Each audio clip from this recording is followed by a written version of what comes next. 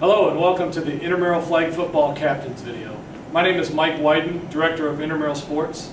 My name is Tommy Shore, Assistant Director of Intramural Sports.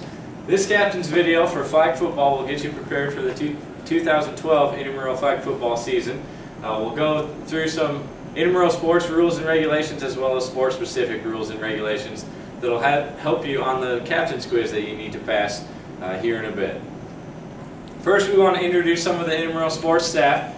This is Andy Christopher and Matt McCarthy, our Intramural Sports graduate assistants. They are in charge of running a lot of our sports and facilitating, communicating with you guys as team captains, things like that.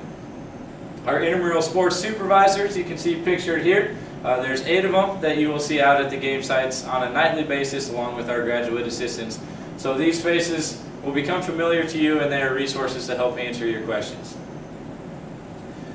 Our website through which we run registration is imleagues.com, which you obviously are familiar with to some extent if you are watching this video and trying to sign up a team.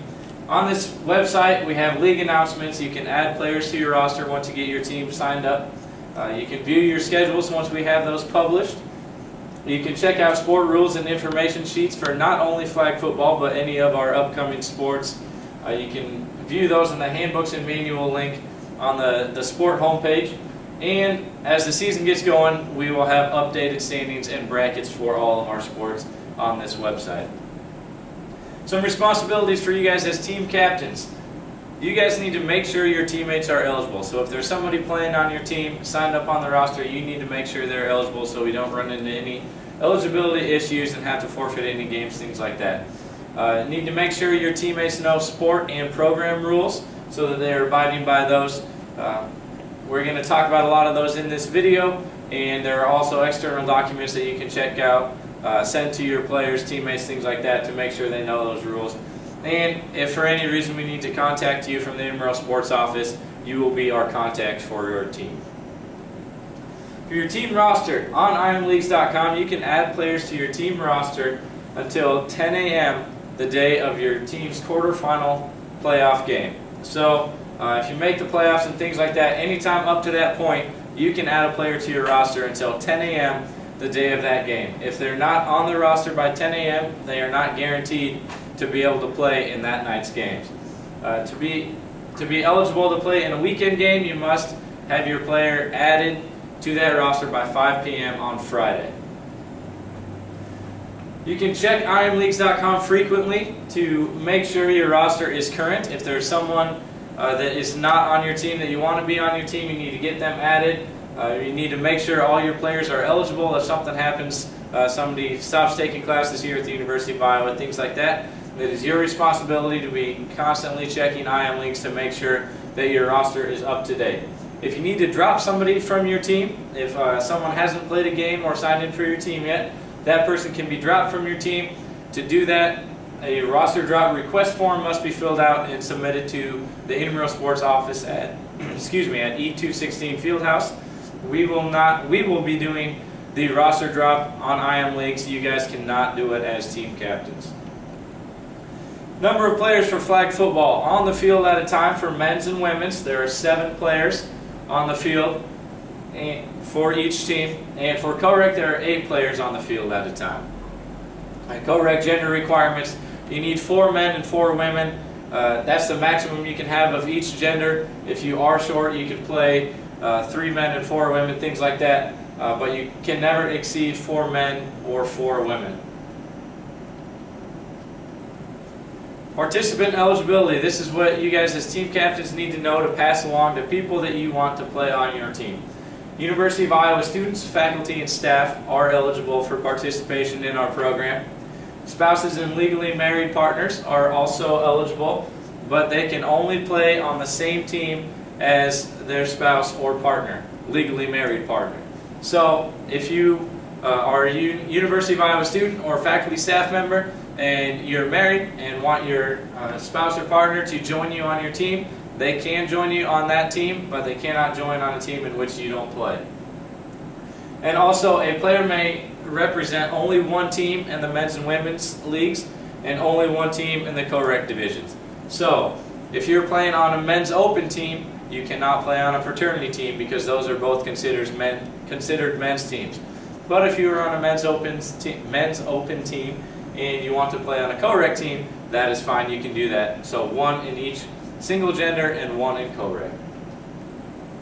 Once a player enters a game on a second men's or women's team or a second co-rec team, that player is ineligible for the remainder of the season. So if I play on a men's open team and then I go and play for a fraternity team, I immediately become ineligible. Any team using an ineligible player for any reason on the team will forfeit any game in which that player participates. Fraternity sorority participation. To participate for an organization in a fraternity or sorority league, any active member or pledge can participate. And for a residence hall, if you want to participate in the residence hall league, any person that lives in a residence hall can play on a residence hall team. You do not have to all live in the same residence hall to all be on the same residence hall team. So you can have guys from Slater, Quad, Reno, any residence halls as long as they are current residents of that residence hall. Intercollegiate and club athletes. Intercollegiate athletes cannot play on an intramural team in that sport or a related sport. So somebody from the Iowa football team cannot play flag football. That person is not eligible for participation in our leagues. And former Division I athletes must sit out 2 full semesters in order to be eligible in that sport or a related sport in our program. So somebody that played on the Iowa football team in fall of 2011, their 2 full semesters would be spring 2012 and fall 2012, so they would not be eligible for participation in University of Iowa intramural flag football this fall. When you get to your games out at the Hawkeye Rec Fields, all players must present a university ID card prior to each game. Each player will check in with the officials on his or her field. So you get to the Hawkeye Rec Fields, check out the information under the booth there, find your team's field, head to that field, and at that field you will get checked in with the officials that will be working your game. They'll check your ID and get you signed in on the score sheet. No ID equals no play, no exceptions. If you do not have your University of Iowa ID card, you will not be allowed to play. Remind all your players to bring their ID card so you're not stuck with you've got 7 guys there, but 2 of them don't have their ID cards, and now you're down to only being able to play with a minimum of 5 guys. Officials will also check for metal cleats at this time because metal cleats are not permitted in the flag football league, and neither are shorts or pants with pockets. So pass this along to your teammates. Make sure they show up in proper equipment without metal cleats and without shorts or pants with pockets because they will not be allowed to play for liability issues. If someone goes out to the fields and tries to sign in with somebody else's ID, this isn't going to fly in our program. Any person caught misusing a University of Iowa ID is subject to suspension from intramural sports. That person and the captain will need to have a meeting with Mike and or myself and the graduate assistants, and we'll talk about what happened, why the ID was used, things like that. And those incidents will be reported to the Dean of Students' office as well as a violation of the Student Code of Conduct. Participant conduct. We want all you guys to be acting like adults out there while you're participating. So we expect all participants to display good sportsmanship. That's towards each other, towards the opponents, towards the officials, and towards our staff. Any participant who participates in a fight will be suspended from all recreational services activities for 1 calendar year. That means you can't take fitness classes, you can't be in a sport club. Anything under the recreational services umbrella, you will be suspended from if you participate in a fight. And those will also be passed along to the Dean of Students' office.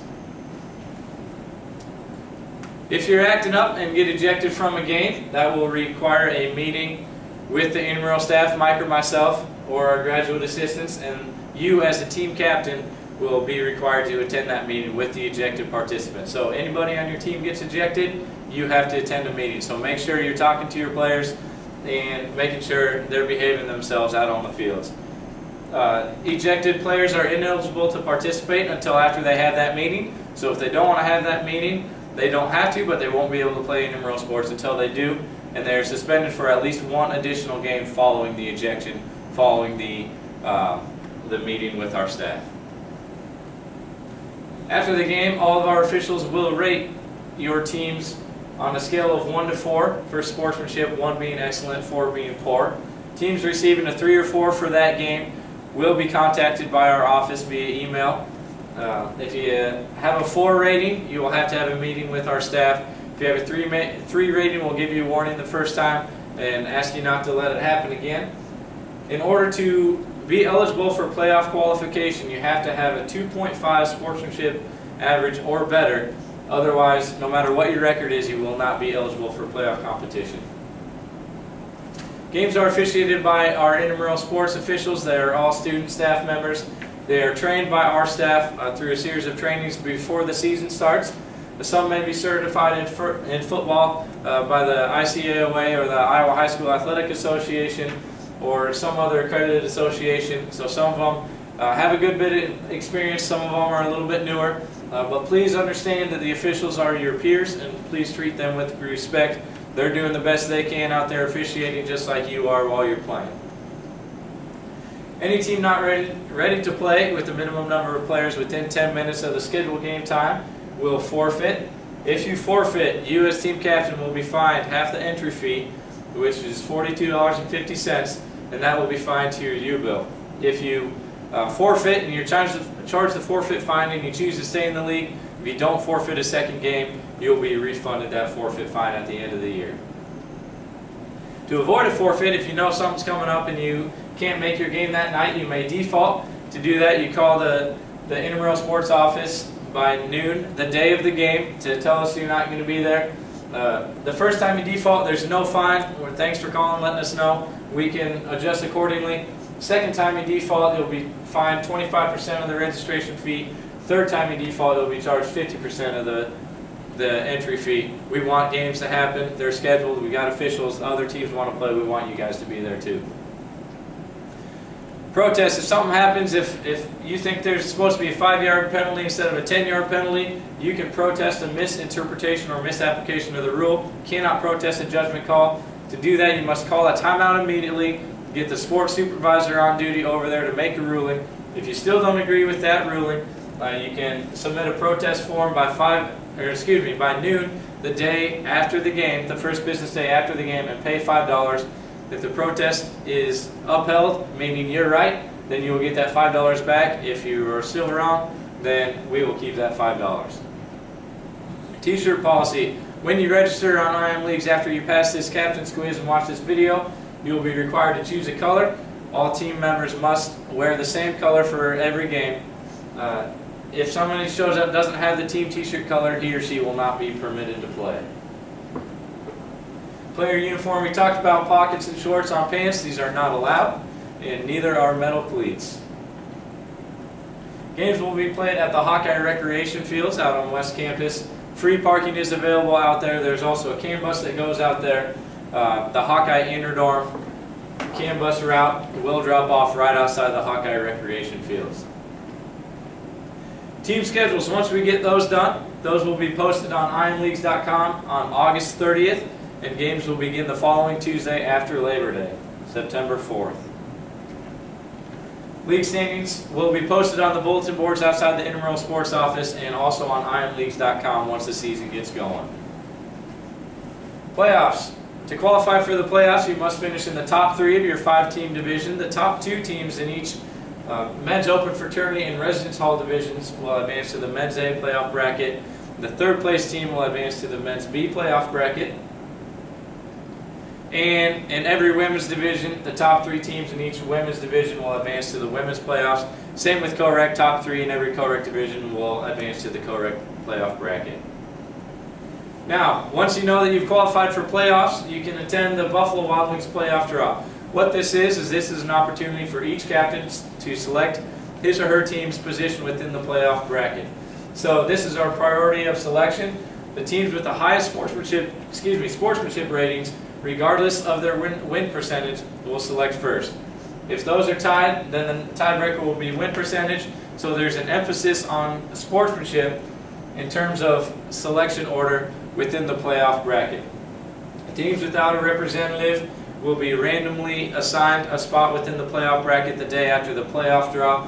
This is a fun event out at Buffalo Wild Wings. You can come out, get some wings, get some food, and enjoy the night with your teammates and with this event. The tentative date for this is Wednesday, October 17th.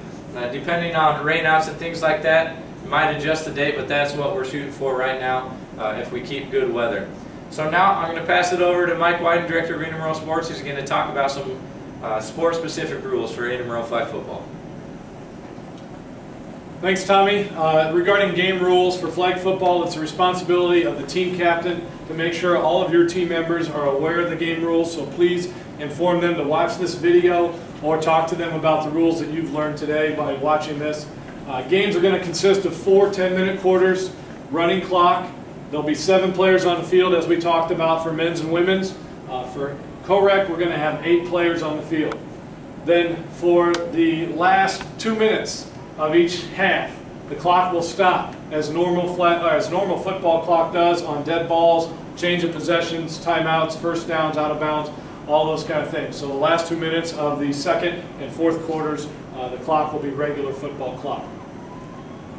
Jewelry. Make sure your players do not have jewelry on. They've got to remove that before the game. So any kind of wristbands, necklaces, earrings, all those things have to be removed.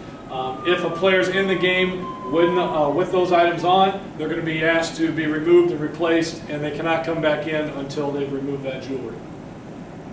The ball that you use for flag football, you can use any size game ball that is legal through the NERSA flag football rules. The referee does have to approve that. The men's size is the regular football. The co-rec games, we can have co-rec and women's games, we can have the regular, the intermediate, the youth, or the junior size to use. Both teams do not have to use the same ball. Each team can use those for their offensive possessions. We're going to start the game by a coin toss. The team that wins the coin toss, just like in regular football, will have the choice of taking the ball to start the game on offense, starting the game on defense, choosing the goal to defend in the first quarter, or deferring their choice to the second half. In flag football, we don't have chains like in tackle football. We have zone lines to gain. This is an example of what a flag football field will be marked, and there'll be zone lines to gain at 20-yard intervals. So the 20, midfield, and the 20, each of those zone lines to gain represents the new line to gain to get your next first down and get your new series. So once you've gone past that next 20-yard zone line to gain, your team will be awarded a new first down. Kicking the ball. In flag football, we don't have any kickoffs. We start each possession for the first and third quarters from the 14-yard line, as well as after any score. The team will put that ball in play as a scrimmage play from their 14.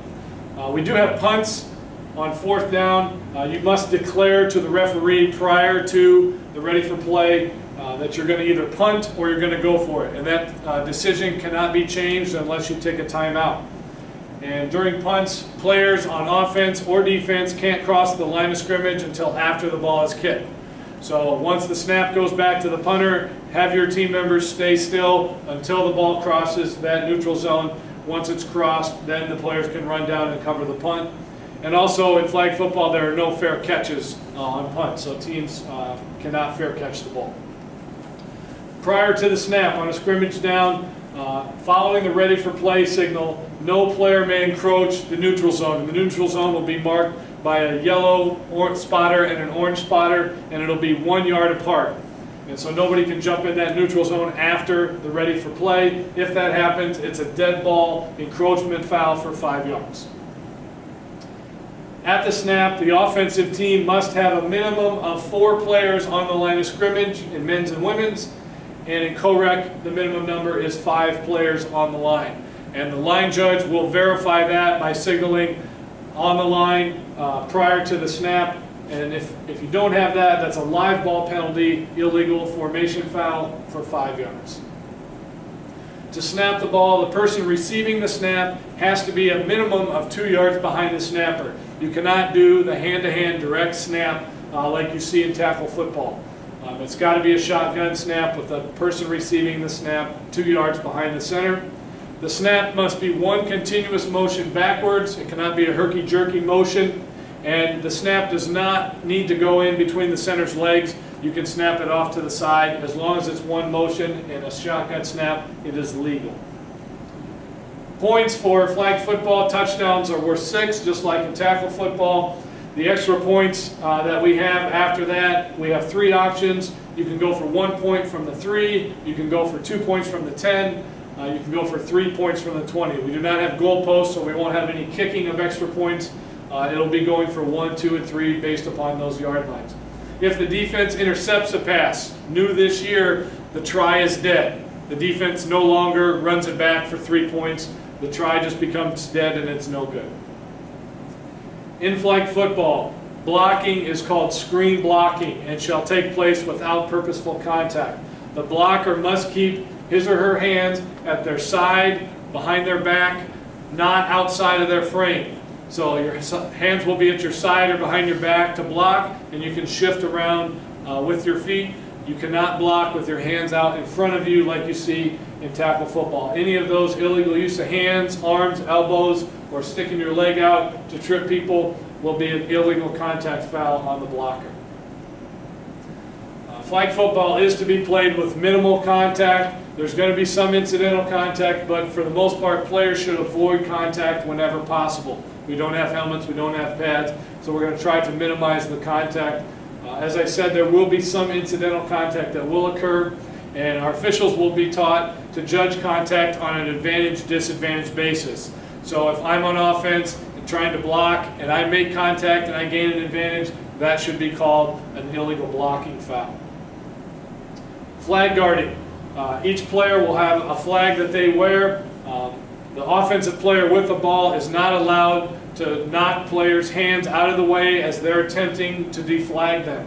So you should not use your hands, arms, or your body to deny the opponent the opportunity to take that flag belt. You can also not duck down and use the ball to block your opponent's arms to deflag you. Any flag guarding foul is a penalty of 10 yards from the spot of the foul.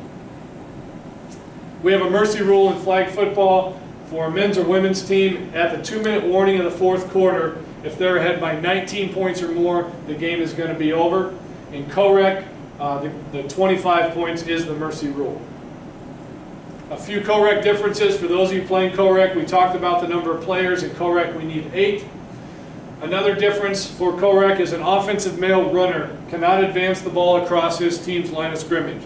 So if your quarterback is a male, they cannot take that shotgun snap and then do a quarterback draw and run across the line of scrimmage. Or I wouldn't be able to pitch it to a male player and then have him run across the line of scrimmage. That is illegal advancement. There also cannot be 2 consecutive male-to-male pass completions in co-rec. Once we have 1 male-to-male pass completion, the next forward pass completion for positive yards must involve either a female passer or a female receiver. And you'll hear the official announce prior to the play that the play is open, meaning that it can be a male-to-male pass or a female-to-male pass, or the play could be closed. If they call it closed, then there has to be a female involved in either throwing or catching the ball for positive yards. If a female passer completes a pass to a male behind the line of scrimmage, like a screen pass, and then the male runner advances across the line of scrimmage like we talked about before, that is illegal. That is an illegal forward pass penalty, and it will be marked off 5 yards from the spot where the pass was released. Also in co-rec, if a female is involved in the touchdown, either throwing the pass or catching the pass or running it into the end zone, that value is 9 points versus the 6 points as it is normally if a male scores the touchdown. A few commonly misunderstood rules for flag football is that on a punt, when a punt's kicked and it lands without anybody touching it, the ball is still live. It can be picked up by the receiving team and advanced. However, if it's muffed by the receiving team, so in other words, I try to catch it, it hits the ground, it's dead at that point. Defenders cannot wave their arms in front of a pass receiver. That is pass interference. That'll be marked off 10 yards from the previous spot and lost it down. And pass interference can be called regardless of whether the ball is catchable. There's no NFL rule of an uncatchable pass. Officials training. We are looking for flag football officials, so if any of you are watching this video prior to our first meeting, Sunday, August 26th at 6 p.m., we'd invite you to come to that, listen to our presentation on our officiating program, learn how it is to be an official. It's in room E220 of the field house, starting at 6 o'clock on Sunday, August 26th. And then flag football officials will stay around after that to learn the flag football rules for 2012. We do have also a Buffalo Wild Wings Intramural Sports Championship point system. We award points for every sport based on participation and finishing order. Those are kept throughout the year for every single sport that we do. So if you want to get involved in this, you should keep the same team name and you'll accumulate points throughout the year. The champions of the men's, women's, fraternity, sorority, and co-rec divisions for the Buffalo Wild Wings Sports Championship will be awarded a championship trophy as well as a $100 gift card for Buffalo Wild Wings. We'd like to invite all of you, if you want to get some practice prior to the season, we're going to offer teams a chance to play in a scrimmage. The scrimmage is Thursday, August 30th at 7 p.m. Gives you a chance to practice some plays, and we'll be doing some officials training as well. So join us August 30th at 7 p.m. at the Hawkeye Recreation Fields for that scrimmage. We've been lucky enough to host the NERSA Regional Flag Football Tournament. We've been selected as one of the 8 sites for 2012. All teams from across the Midwest will come to our site and compete for a chance to go on to the national championships. That'll be November 2nd, 3rd, and 4th at the Hawkeye Recreation Fields. We'll be given some more information. You'll see a map here of some of the other sites. We are one of the Midwest site there, November 2nd, 3rd, and 4th. So you'll get more information as we get closer to that. One of our sponsors returning for this year is Champion. They're going to provide for 15 teams some t-shirts for you to wear during your participation in flag football. They're also going to provide us some extra shirts for championship teams. So if you win your division, win the tournament, you're going to get some championship t-shirts. The customized shirts that they're going to provide for the 15 teams are available in 4 different colors, and you'll be able to select that. You also get to put your team name on the back. It'll say champion on the front, and they'll each have numbers. Sizes range from small to double extra large, and they'll be the double dry performance material that Champion produces. So how do you get these shirts? Once registration starts on Monday, the 27th of August, you'll be able to go to this website, championsofintramurals.com, and try to get to be one of those first 15 teams. You must enter a valid UPS address when you do that, and using your Iowa email address. If you're one of those first 15, you'll get to order those, and they will ship those to our office here, and we'll let you know when they come in and you can pick those up.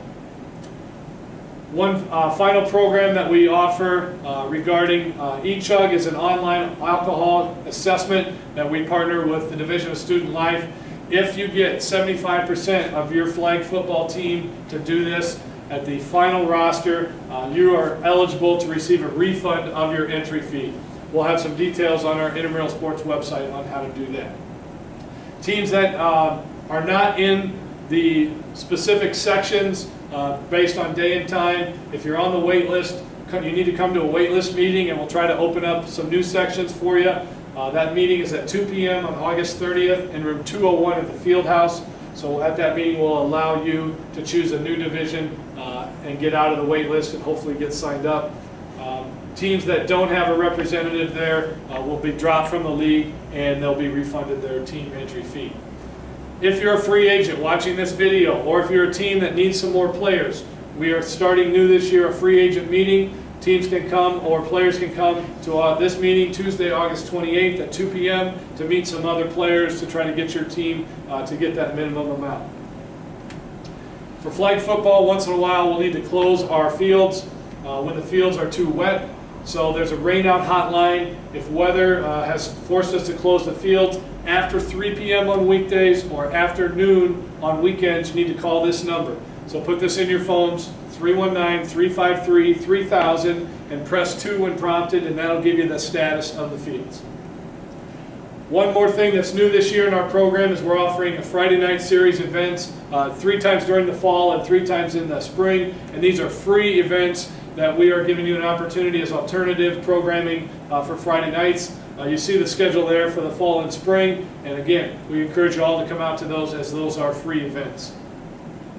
So to sum up the registration requirements for flag football, after watching this video, you need to pass the captain's quiz, you need to meet the player requirements for the minimum number of players, then pay your registration fee, select your day and the time that you want to play, you'll select your team shirt color, and all that needs to be done by 8 a.m. on Wednesday, August 29th, which is our registration deadline. So make sure you're following these steps in order to get registered for flag football. If you have any questions about flag football or the registration process, you can call our Intramural Sports office at 335-9292 or email us at intramural-sports@uiowa.edu. So this concludes our flag football captain's video. Again, if you have any questions, please contact us. Thank you.